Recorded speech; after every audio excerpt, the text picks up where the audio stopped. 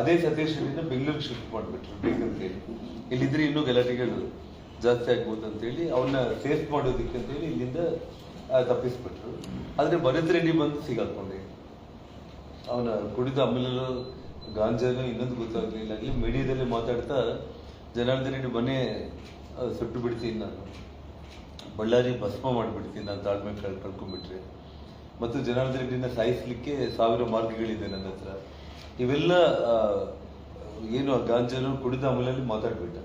ಮಾರನೇ ದಿನ ಬೆಳಿಗ್ಗೆ ನಾನು ಮೀಡಿಯಾದಲ್ಲಿ ನೋಡ್ತಾ ಇದ್ದೆ, ನೀವೆಲ್ಲ ತಿರುಚಿ ಮಾಡ್ತಾ ಇದ್ರಿ ಅಂತ ಹೇಳಿ ಮೀಡಿಯಾ ಮೇಲೇನೆ ಬೀಳ್ತಾ ಇದ್ದ. ನೆಕ್ಸ್ಟ್ ಡೇ ಮಾರ್ನಿಂಗ್ ನಾನು ಆಗ ಹೇಳಿಲ್ಲ ಅಂತ ಹೇಳ್ಬಿಟ್ಟು ಹೇಳ್ತಾ ಇದ್ದ. ಸೊ ಹಾಗಾಗಿ ಭರತ್ ರೆಡ್ಡಿನ ಸತೀಶ್ ರೆಡ್ಡಿನ ತಕ್ಷಣ ಬಂಧನ ಮಾಡಬೇಕು ಪೊಲೀಸರು. ಇನ್ನೊಂದೇನಿದ್ರೆ ಪಕ್ಷದ ಕಡೆಯಿಂದ ಈಗಾಗಲೇ ಕೋರ್ ಕಮಿಟಿಯಲ್ಲಿ CBI ಎಂಕ್ವೈರಿ ಆಗಬೇಕು ಅಂತೇಳಿ ತೀರ್ಮಾನ ಮಾಡಿ ಪಕ್ಷ ಈಗಾಗಲೇ ಇದನ್ನು ಘೋಷಣೆ ಮಾಡಿರುವಂಥದ್ದು. ಎರಡನೇದು 17ನೇ ತಾರೀಕು ಬಳ್ಳಾರಿಯಲ್ಲಿ ದೊಡ್ಡ ಮಟ್ಟದ ಒಂದು ಪ್ರತಿಭಟನಾ ರ್ಯಾಲಿ ಹಮ್ಮಿಕೊಳ್ಳೋದಕ್ಕೆ ನಿನ್ನೆ ರಾಜ್ಯಾಧ್ಯಕ್ಷರು ವಿಜೇಂದ್ರ ಅವರು ನನಗೆ ಫೋನ್ ಮೂಲಕ ತಿಳಿಸಿದ್ದಾರೆ. ಆ ವಿಷಯದಲ್ಲಿ ಇವತ್ತು ಸಂಜೆ ಒಳಗಡೆ 17 ಜನವರಿ ಬಳ್ಳಾರಿಗೆ ಒಂದು ದೊಡ್ಡ ಏನಾಗಿದೆ ಅಂತಂದ್ರೆ ಒಂದು ಸತೀಶ್ ರೆಡ್ಡಿನ ಪೊಲೀಸರು ಶಿಫ್ಟ್ ಮಾಡಿಬಿಟ್ರು. ಸೊ 9 ಗಂಟೆಗೆ ಭರತ್ ರೆಡ್ಡಿ ಬಂದ ಮೇಲೆ ಇದಾಗಿತ್ತು. ಸೊ ಸತೀಶ್ ರೆಡ್ಡಿ ಸಮಕ್ಷಮದಲ್ಲೇ ಚಂದ್ರಶೇಖರ್ ಬಂದು ಜೊತೆಯಲ್ಲಿದ್ದ. ಅವಾಗ ಅವನ್ನ ಮುಗಿಸ್ಬಿಡ್ಬೇಕಾಗಿತ್ತು. ಅವನಿಗೆ ದೇವರ ಆಯುಷ್ ಬಹಳ ಗಟ್ಟಿಯಾಗಿ ಕೊಟ್ಟಿದ್ದಾನೆ, ಅವನು ಬದುಕಿದ್ದಾನೆ.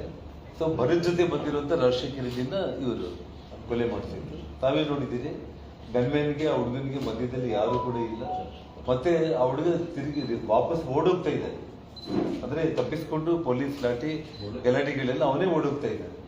ಹಿಂದೆಯಿಂದಲೇ ಇವರು ಫೈರ್ ಮಾಡಿ ಕೊಲೆ ಮಾಡಿರುವಂಥದ್ದು ತಾವು ಕಣ್ಣಾರು ನೋಡಿರೋ ಕಾರಣ ಶ್ರೀರಾಮುಲು ಹೇಳಿದಾಗೆ ತಕ್ಷಣ ಒಂದು ಕ್ಷಣ ಕೂಡ ತಡೆ ಮಾಡಿದ್ದೇನೆ.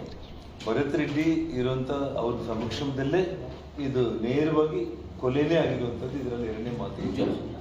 ಸತೀಶ್ ರೆಡ್ಡಿನ ಅವನಿಗೇನೂ ಆಗಲಿಲ್ಲ. ಇವಾಗ ನಮ್ಮವ್ರು ಕೂಡ 5-6 ಮಂದಿಗೆ ತಲೆಗೆಲ್ಲ ಪೆಟ್ಟು ಬಿತ್ತು, 6 ಒಲೆಗಳು 8 ಒಲೆಗಳೆಲ್ಲ ಬಿತ್ತು. ಅವ್ರು ಹಾಸ್ಪಿಟ್ಲಿಂದ ಮೊನ್ನೆ ರಾಮುಲು ಅವರು ಹೇಳ್ತಾ ಇದ್ರು, ಇಮಿಡಿಯೇಟ್ ಆಗಿ ಒಲೆ ಹಾಕಿ ಇದು ಮಾಡಿಬಿಟ್ಟು ಟ್ರೀಟ್ಮೆಂಟ್ ಮಾಡಿಬಿಟ್ಟು ಫೋರ್ಸಿಬ್ಲಿ ಡಿಸ್ಚಾರ್ಜ್ ಮಾಡಿಬಿಟ್ಟು ಅವರೆಲ್ಲ.